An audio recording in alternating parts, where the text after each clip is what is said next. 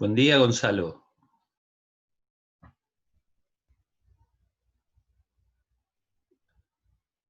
No me escucha.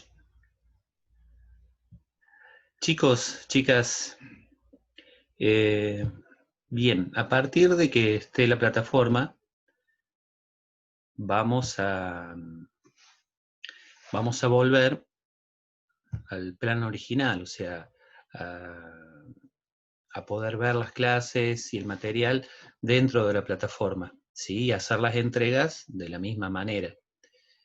Eh, Además de eso, ¿ustedes necesitan o les parece más cómodo el que yo mande los videos de la clase por el grupo de WhatsApp o con solo la plataforma les parece bien? Porque para mí, básicamente, implica un minuto el poder ponerlo en el grupo de WhatsApp.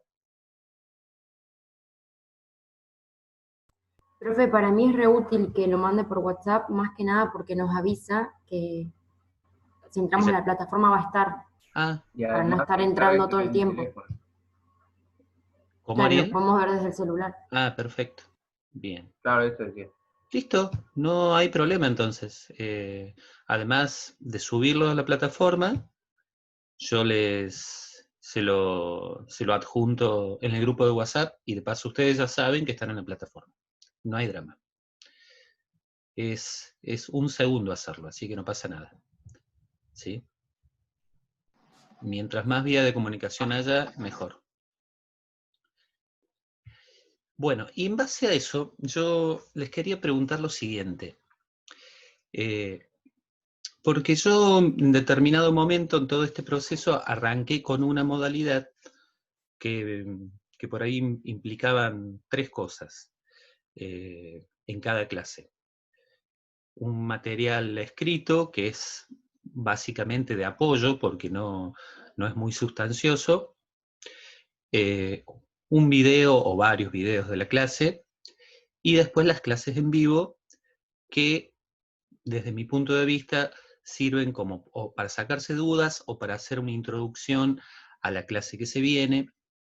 Bueno, pero jamás les pregunté si ustedes se sienten cómodos con esta modalidad, si realmente sirve y sobre todo si sirve el tema de los videos. Porque, a ver, para mí lo más rico de cada clase es el video donde está la profundidad de cada tema, pero nunca lo charlamos. Entonces, quisiera saber su opinión o si hace falta otra modalidad. Por ahí medio tarde, pero bueno, ayer lo pensaba y digo, no, lo tengo que charlar con los chicos. Profe, yo creo que la modalidad está bien. ¿Sí, Jorge? Sí, yo me siento bien. Creo que está bueno los videos y aparte el apoyo que man. Bueno, Para mí se me hace cómodo está bien. Bueno, y entendible. Sí, profe, yo también, Fabricio Cabra. La verdad que es bastante cómodo la dinámica para trabajarlo. O sea, teniendo un video, un material bibliográfico y después ya hacer la consigna.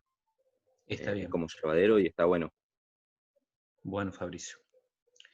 Eh, a ver, la idea de los videos es la profundidad del tema, ¿sí?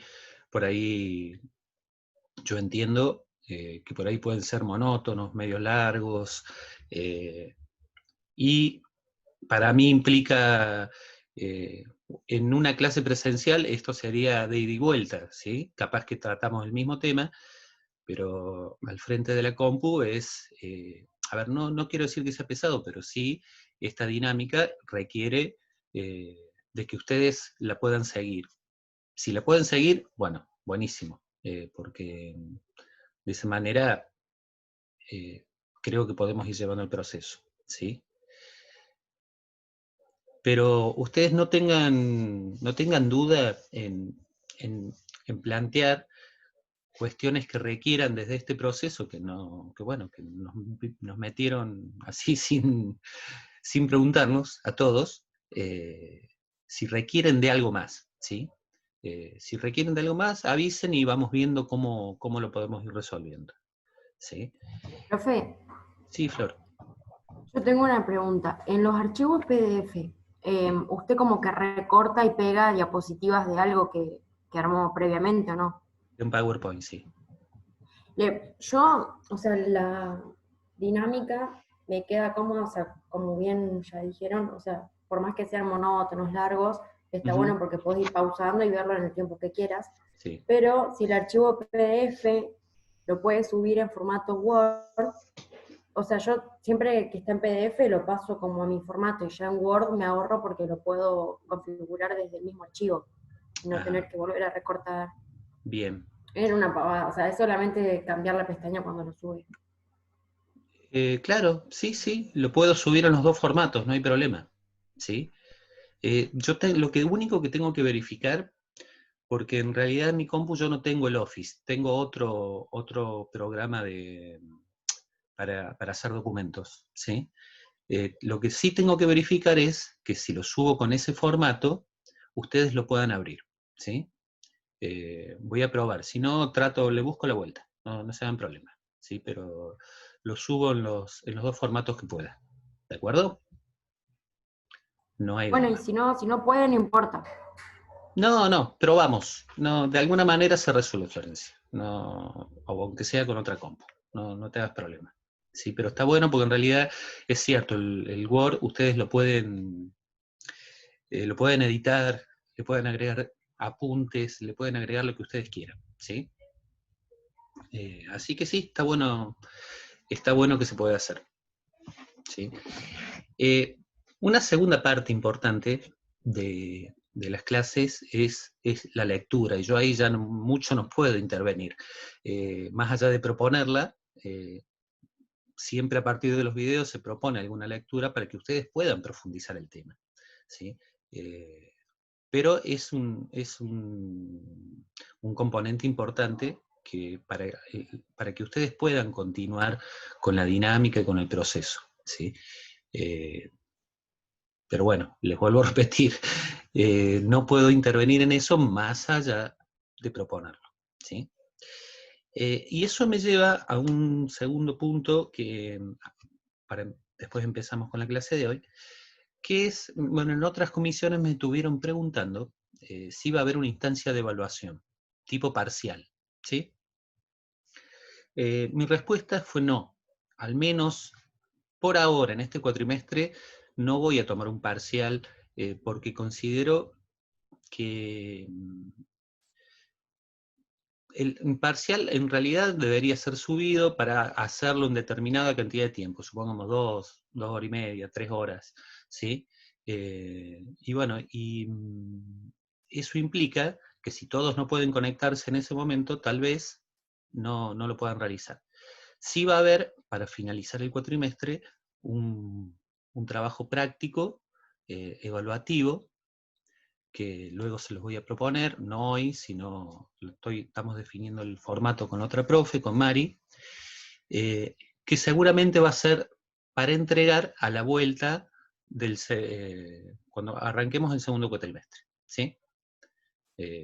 Para darles el tiempo de elaboración, y que va a ser en el mismo sentido de la elaboración de clases, así que las clases que ustedes ya tienen seguramente les van a servir como parte de ese trabajo práctico, ¿sí? Bueno, en la clase anterior, en la que ustedes pudieron ver los videos, la clase número 11, comenzamos con el abordaje de habilidad motora básica. En realidad, partimos desde las habilidades rudimentarias para luego ver en el periodo más fuerte desde el nivel inicial y el primer ciclo de la escuela primaria, cómo se componían estas habilidades motoras básicas y sobre todo cuál era el abordaje didáctico que teníamos que hacer a los profes. ¿Eso les generó alguna duda en cuanto a la información que fui suministrando?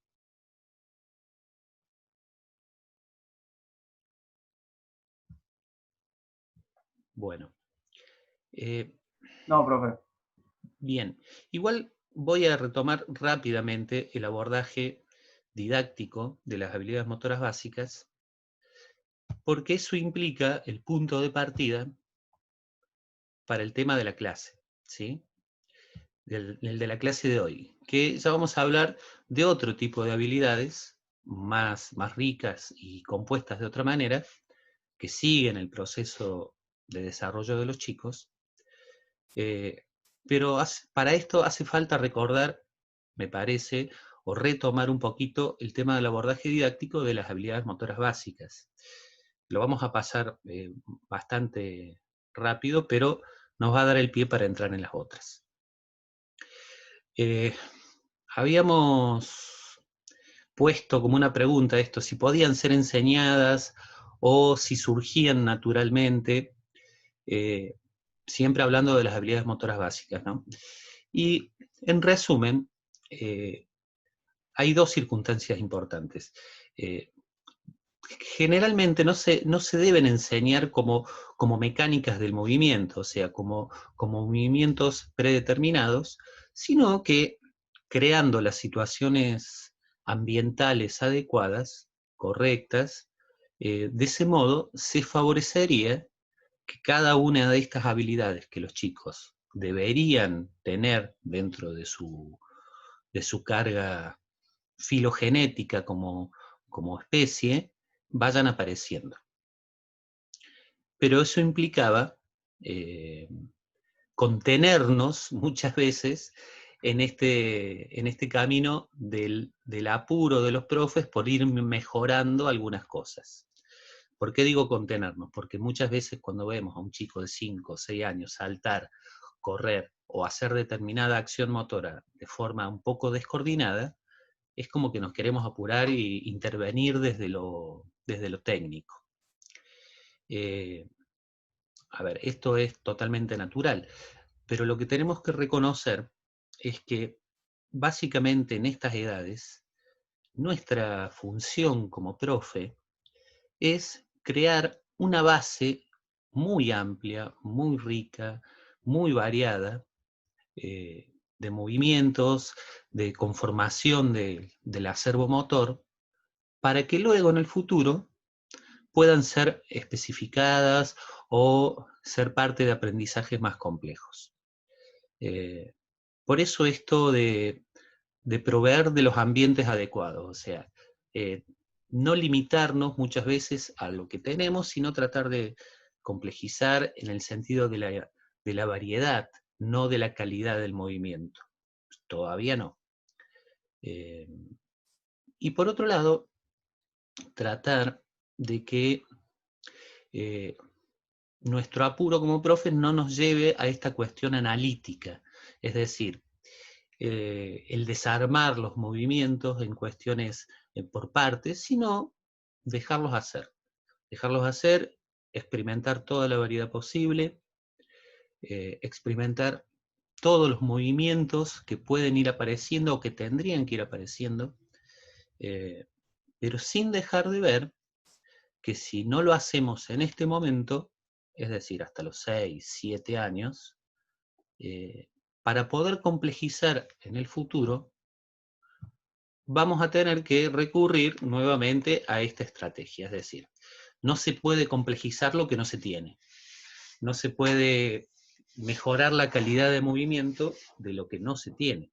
En primera instancia, siempre va a haber una instancia mucho más global. Por lo tanto, hasta los 7 años, aproximadamente, vuelvo a repetir, estas son cosas muy, muy variables de acuerdo a cada sujeto, tenemos que intentar de proveer, de dotar a todos estos chicos de una base, de una pirámide muy amplia, muy grande, donde se apoyen los futuros aprendizajes en el futuro. Ustedes imaginen esto de la habilidad motora como una pirámide que está conformada en la parte de abajo, donde se apoya y donde hace que el resto tenga sustento, una variedad muy amplia de movimientos, una variedad muy rica de movimientos, que a lo mejor todavía no son los más correctos, no son los más lindos, no son los más coordinados, Pero en base a eso que estamos conformando ahora, ayudando a conformar, vamos a poder continuar un poquito más adelante complejizando. ¿Pudieron leer algo en el libro de cómo continúa este proceso de las habilidades básicas para adelante? O sea, a partir de los 7, 8 años. Sí, profe. ¿Y qué fueron descubriendo?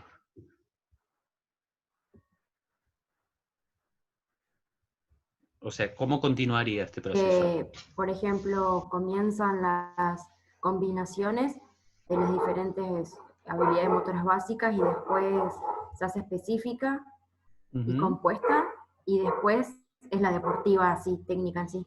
Bien. Sí, exactamente. A partir de esta edad, de los 7, 8 años, si el trabajo previo, el trabajo anterior, fue como nosotros lo planteamos, estamos ya en condiciones de empezar a complejizar un poquito, ¿sí?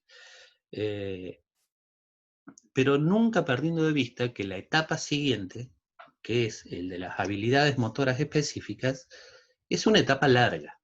Es una etapa que va desde los 7, 8 años hasta los 11, 12 años, ¿sí?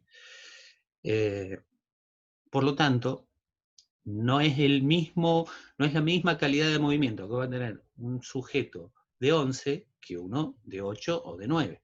Eso es indudable. Otra vez hablo de este apuro de decir, no, tiene que salir así. No, tranqui, que tenemos un proceso largo. Por suerte, yo no sé si hay otra área dentro de la escuela obligatoria que componga todos los años del proceso. Educación física seguro. Imaginen, vamos desde la sala de 4, 5, primer ciclo de la escuela primaria, segundo ciclo de la escuela primaria, tercer ciclo, ahí ya llevamos 11 años, más todo el secundario, ¿sí? Es decir, que de manera obligatoria cada niño y cada niña tienen aproximadamente entre 16 y 17 años de educación física, ¿sí? Por lo tanto, si las cosas no salen bien al finalizar ese proceso, no le podemos echar la culpa a nadie. Pues yo creo que no sé si matemática y lengua, que son estructuras de conocimiento muy básicas, recorren todos los años de manera obligatoria, como lo hace la educación física. Bueno, pero me fui. Como dijeron recién, la próxima etapa, como lo plantea Susana Sevi, es la etapa de las habilidades motoras específicas, ¿sí? Y acá hay que hacer una aclaración. Ustedes, si van a otra bibliografía, van a encontrar que las habilidades motoras específicas son directamente las técnicas deportivas. Es decir, las técnicas que componen el vóley, el básquet, los fundamentos deportivos de toda una variedad de deportes. En este caso, desde este libro, no se plantea de esa manera. Habla de habilidades específicas como un camino, como una transición entre la habilidad motora básica y las futuras técnicas deportivas que se verán más adelante, ¿sí? ¿Por qué hago esta aclaración? Porque si ustedes van a otra bibliografía, va a empezar a la confusión. No van a nombrar las siguientes, que son las especializadas, van a nombrar las específicas como técnicas. Por lo tanto, puede haber confusión, pero ustedes tengan la cabeza abierta en ese momento y decir, bueno, céntrense en la edad, no tanto en el nombre. Estas habilidades específicas, como lo plantea la autora de nuestro libro, guía, ¿sí? tienen ciertas características, ¿sí? En principio, ¿pueden ver ahí el documentito? ¿Sí? Perfecto. En principio, no no son cosas nuevas en cuanto a movimientos, ¿sí? No son movimientos nuevos. Solamente que todos estos movimientos que ya fueron y conformaron parte del acervo motor desde la habilidad básica, tendrían que ir dejando esta fase de ejecución general sin prestarle atención a la ejecución bien hecha, para empezar a especificarse y llevar un proceso de aprendizajes más complejos. Y por otro lado, se plantean edades así como de guía, nos dice que entre los 7 y los 11 años debería ser el momento de la enseñanza de las habilidades motoras específicas, pero esto solamente se va a poder lograr si en la etapa previa se logró armar una base y una variedad motora importante. Si no fue así, para determinadas cosas vamos a tener que volver a la fase global, al dejar de prestarle atención a la ejecución para poder luego complejizar. Entonces ahora viene como una pregunta, si son los movimientos, los mismos movimientos que en la habilidad motora básica, ¿en qué características difieren? ¿O en qué características tendrían distintas estas habilidades específicas a las básicas, por el cual de entrada ya le cambiamos el nombre? Hay 3 cosas fundamentales que nosotros tenemos que empezar a hacer a partir de los 7, 8 años, ¿sí? En cuanto a las habilidades. Lo primero y básico en cuanto al aprendizaje más complejo es empezar a prestarle atención a cómo se ejecutan estas habilidades, ¿sí? La autora habla del modo de ejecución. Y cuando habla del modo de ejecución, básicamente lo que nos quiere decir es que a partir de los 7, 8 años deberíamos prestar atención en que los movimientos sean más precisos, sean más económicos y que tengan dentro de esa mejor ejecución la mayor variedad posible todavía. Es decir, esto que en primera instancia hacíamos desde la fase global, general, sin prestarle mucha atención a cómo se realizaba, desde las habilidades específicas tendríamos que empezar a prestarle más atención, ¿sí? ¿Por qué? Porque en este camino de la complejización, como dijimos hace un ratito, estas habilidades específicas deberían servir de nexo o de transición entre la habilidad motora básica y las futuras técnicas deportivas. Entonces, el primer modo de especificación, es decir, el modo en que las básicas se convierten en específicas, es a partir de una mejor ejecución, ¿sí? El segundo modo en que nosotros podemos prestarle atención y tenemos que prestarle atención en este camino de la complejización es que empiecen a aparecer todas las combinaciones que son posibles, ¿sí? Antes hablábamos de combinaciones básicas: correr, saltar, saltar, lanzar, si era posible, capaz que caminar y driblear. Bien, ahora no. En este proceso, desde los 7, 8 años en adelante, nosotros tenemos que trabajar con los chicos todas las combinaciones que se puedan hacer en cadena de 2 y cadena de 3 habilidades. Si hablo de cadena de 2, estoy hablando de acoplar 2 habilidades. Por ejemplo, el correr y saltar, pero ya desde un modo de ejecución mucho más coordinado, o correr, saltar y lanzar. Bueno, esas son un ejemplo básico de cadena de 2 y cadena de 3 habilidades. La autora lo plantea como nexos, ¿sí? Cuando ustedes vean la palabra nexo, vayan y piensen en la mejor forma de acoplar 2 o más habilidades. Esto de acoplar casi nos lleva a que pareciera un mismo movimiento, cuando en realidad sabemos que es una combinación de habilidades básicas. En este tema de los nexos, de las combinaciones, de los acoples, tenemos que prestarle atención no solo a que puedan combinar habilidades cada vez más complejas, sino en que esa combinación sea bien hecha, ¿sí? No es lo mismo un correr y saltar picando con el pie de apoyo correcto a no hacerlo, ¿sí? No es lo mismo el correr y lanzar trasladando el peso del cuerpo en el lanzamiento que no hacerlo. O una situación descoordinada, que correr, parar y lanzar. Eso no es una combinación todavía. Y básicamente hay dos tipos de combinaciones. Las combinaciones que son simultáneas, es decir, que se van llevando adelante dos habilidades o más al mismo tiempo, y las combinaciones que son sucesivas. ¿Quién me podría dar un ejemplo de una combinación simultánea? ¿Qué podría ser?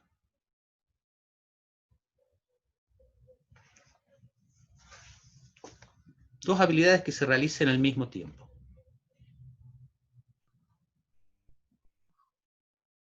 Profe, ¿puede ser en la parte en no sé, jugar al básquet, correr y picar la pelota? Sí, tal cual. Ahí tenemos que en principio son dos habilidades que enseñamos de modo separado, O ¿sí? separados, claro. Que luego empezamos a combinar muy despacito, en el último periodo de la habilidad motora básica, que dijimos que muchas veces era caminar y picar, ¿sí? O que el control de la pelota no podía realizarse con total eficacia.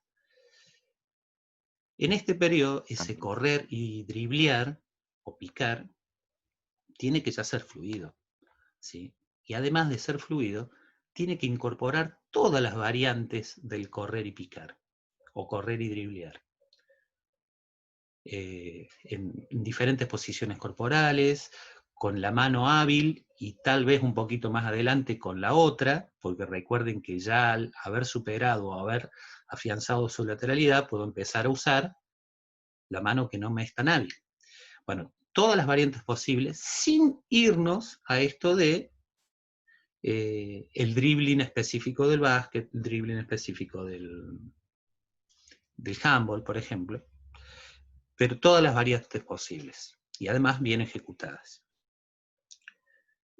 Otro ejemplo de dos simultáneas, por ejemplo, es un salto y la toma de la pelota. Pareciera que es sucesiva, pero en realidad sucede al mismo tiempo. Luego están no las que son simultáneas, sino las que van acoplando habilidades de manera sucesiva, una detrás de otra. Estas son como más fáciles de ver. Supongamos correr, saltar y lanzar. Puede ser correr, saltar y tomar una pelota. Bueno, es un encadenamiento sucesivo.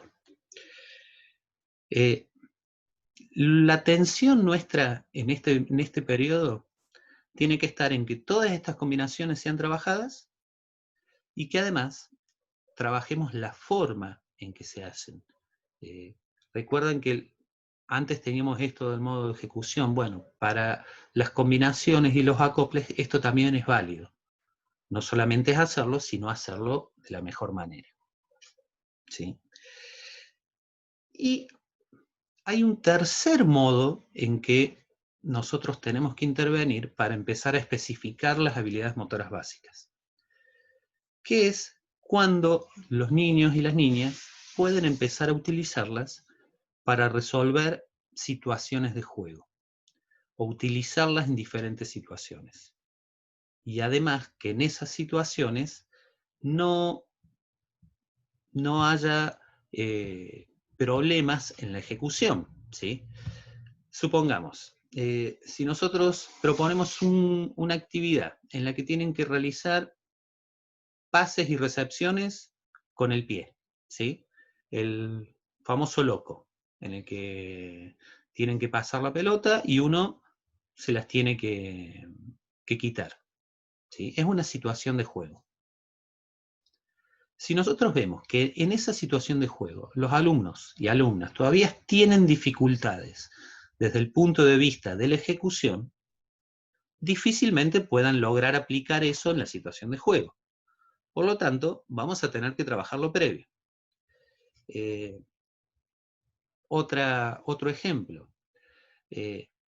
Imaginemos una situación en la que seguimos con el pie, por ejemplo, es un juego 2 contra 2 y tienen que hacerse por lo menos 3 pases sin que los otros 2 compañeros les quiten la pelota. Bueno, si no hay un suficiente control de la pelota, va a ser muy complicado que esto se lleve adelante. ¿Sí?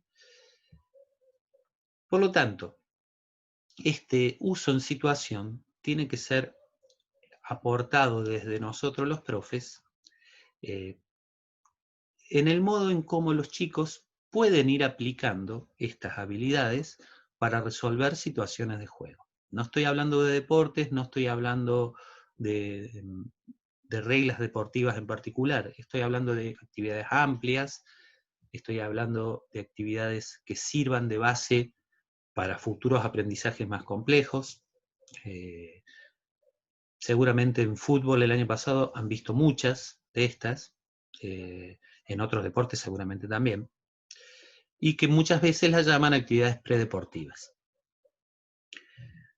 Entonces, resumiendo, tenemos 3 modos en que la habilidad motora básica debería tender a especificarse de alguna manera.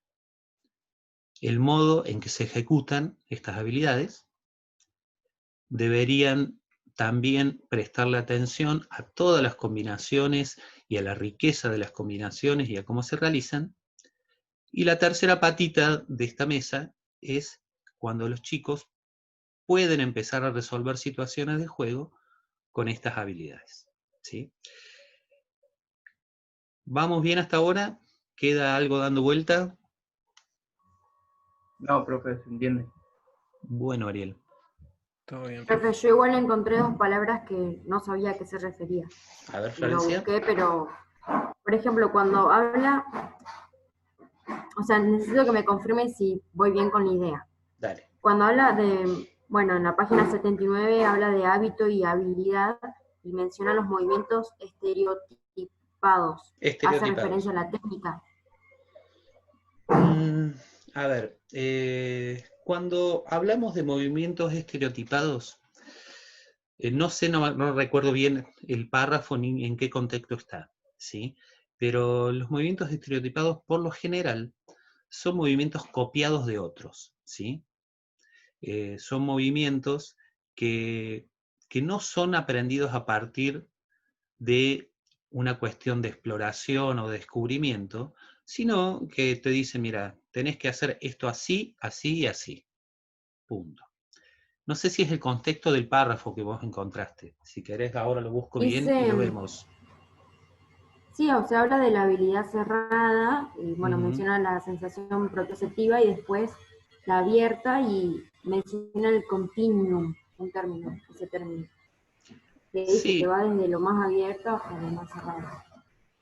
Sí, en realidad, más o menos recuerdo qué parte del libro es. Es cuando está hablando de la parte general de la habilidad y hace una comparación entre los deportes abiertos y los deportes cerrados. En los deportes cerrados, esto de los movimientos repetitivos y bien ejecutados y de cierta manera